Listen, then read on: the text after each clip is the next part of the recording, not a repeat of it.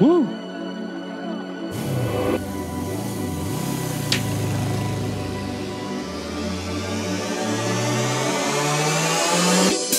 Wow! What in the world is happening here?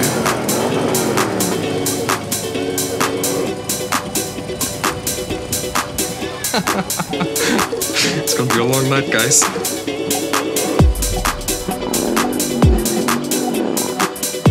Jesus! Flamboyant, fabulous. Float.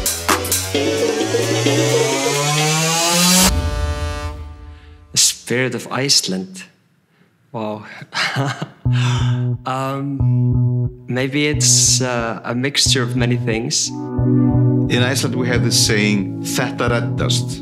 And these two words, they capture the real spirit of Iceland. The spirit of Iceland is amazing, but contradictory, because Iceland really respects like rugged individualism and individual strength.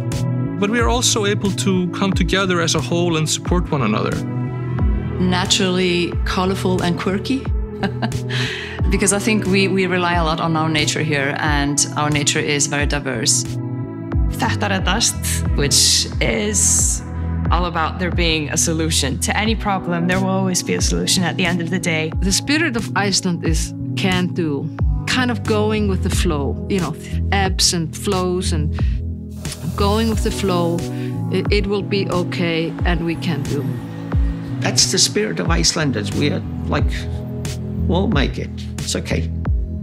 We'll get there. A hard thing to pinpoint, I would say. But when I think about it, I believe that we are very much inspired and shaped by the nature around us and the energy. Resilience, sense of strong community. I think we are very proud people. We like to show the world that we are small, but we are strong. Very magical. From the fierce storms that we have to the magical northern lights, is everything in between. I've seen miracles happen using only this þetta reddast thing. I hate it. I never use it myself, but I've seen it happen. I've seen it work. The spirit of Iceland. I think that the people that came before me definitely needed the resilience to weather the storm that was in their faces. I am the first person in Iceland to step forward and claim my rights as a gay man. That happened 1st of August, 1975. Coming from Reykjavik and experiencing Iceland and Reykjavik in the 80s, where gay people lived in total silence, were completely invisible. We need pride, which is a very powerful instrument. We need to have it everywhere. Part of that is to dispel the upbringing or the conditioning that what we are is something to be ashamed of. When queer people grow up, I think we're often told that our thoughts and feelings are not normal or wrong in a lot of cases. And to me, Pride is about going completely against that. Pride to me personally means acceptance. To me, Pride, it's a celebration. It's for us all. It's about love. It's about standing together, respect each other. But at the same time, time for self-reflection. Pride is a monument to love, to equality, human rights. It's a monument to all the achievements that have been made within the community and for the community. And we are telling young people who might be struggling that this is not something to be scared of, not something that will haunt them or ruin their lives. People feel happy. I mean, what's wrong with that? What's wrong with loving whoever you want to love? Hiding who they are is going to do much more damage to them than coming out ever could. It's a result of decades of fight. When responsible people do and say responsible stuff out there, it affects the whole nation in a very short amount of time. We concentrated on the legal battle. We talked about it from the very beginning. Our purpose is to connect with the parliament members and start changing the laws to protect us. That was, and at the same time inform people. Pride became a way to express that you were alive and that you were a member and a part of this society. I was closeted and depressed, and basically things were stuck in a huge annoying rut for about 10-15 years. It's what they call coming out of your shell. I feel like it really happened like that for me. Things really changed.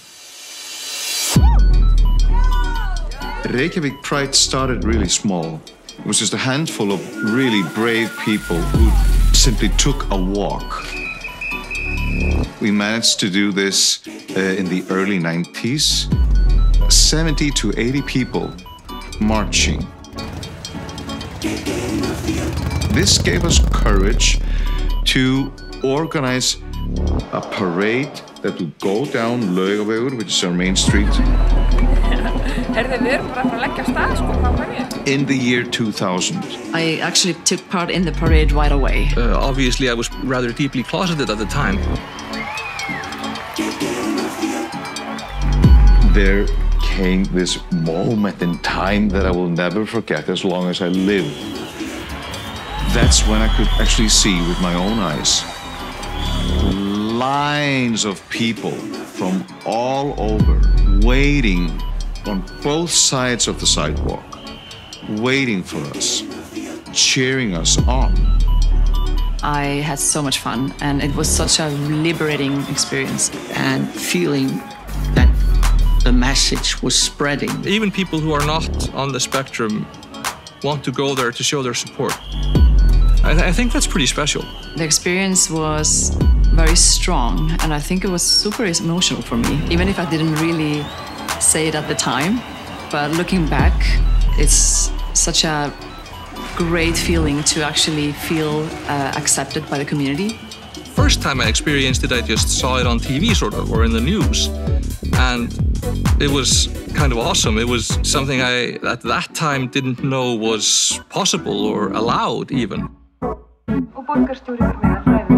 Þessi dagur, hann fer fram undir merkjum fjölbreytileikans og það verður að leggja áherslu á það að fólk mismunandi og fólk þarf að leita lífshamingjunar eftir mismunandi leiðum, hver á sínum forsendum. Og mér finnst svona dagur víkka og ramma ekki bara samkynhneigðra, heldur okkar allra. I remember the first time I walked. I remember the feeling. This is the result of the fight. Everything I went through, survived murder attempts, everything. Here I am, and this has happened. Results.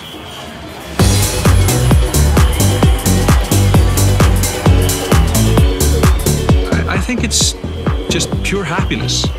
And it feels like love, you know? What's different about Pride in Iceland compared to other places is everyone shows up. Everybody's ready to go to a party and have fun.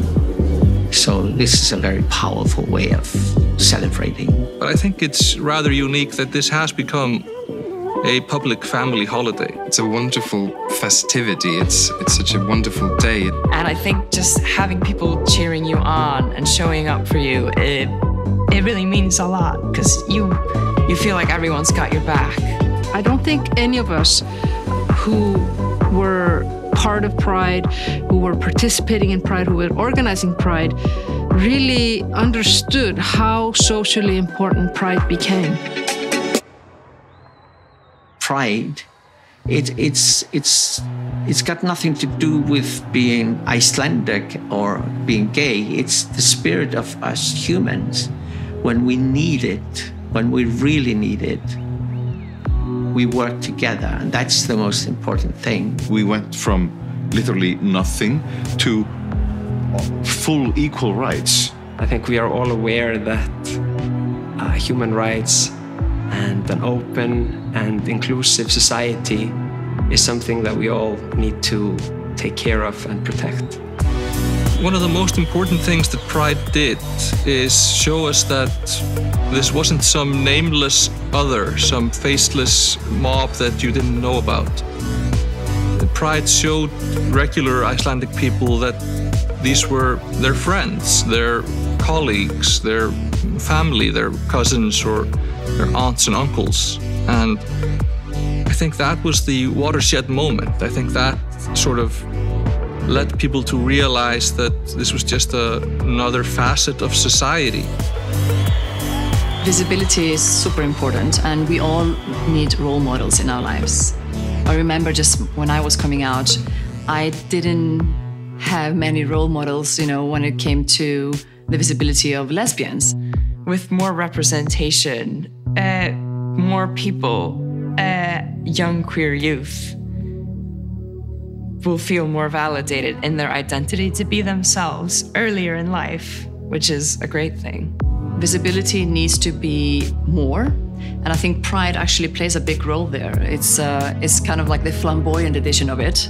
But if you think about it, throughout the years, sometimes we need the extremes to actually break some boundaries. I think that Pride has had a huge effect on how the LGBTQ society is supported, respected, and a part of society. Not to toot my own horn, but I kind of think electing a transgender city council speaker is a rather valuable moment of representation. And we are realizing Earth is our only home, and our spirit is common, it's worldwide. So this is the core, it's the human spirit. We've come a long way, but we've done a good job.